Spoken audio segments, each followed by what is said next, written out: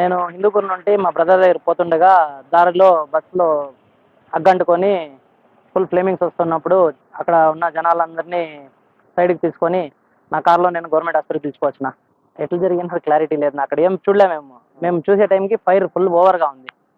Bus దగ్గర పోయేంత కూడా స్పేస్ లేదు, అంత ఓవర్గా ఫైరింగ్ ఉంది రౌండ్గా చుట్టుపక్కల.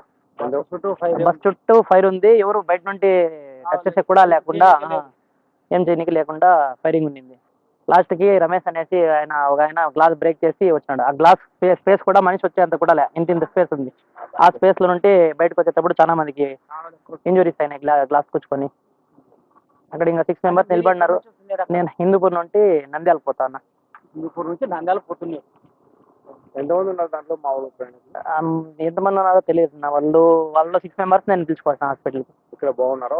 వాళ్ళు ఏం ప్రాబ్లం ఏం లేదు. ఒక ఆయనకైతే ఎక్కువ ఇంజరీస్ ఎక్కువ ఉండేది, రమేష్ అనికి గ్లాస్ బ్రేక్ చేసినారు, చేతికి అంతా కూర్చుపోయింది గ్లాసు. మిగతా వాళ్ళంతా సేఫ్. మొత్తం ఎంతమంది? నేను తెచ్చిన 6 మెంబర్స్కి అక్కడ ఉన్నది ఎంతమంది ఉన్నారో తెలియదు. బస్ అంతా ఫుల్ ఉంది అంటున్నారు, స్లీపర్ కోచ్.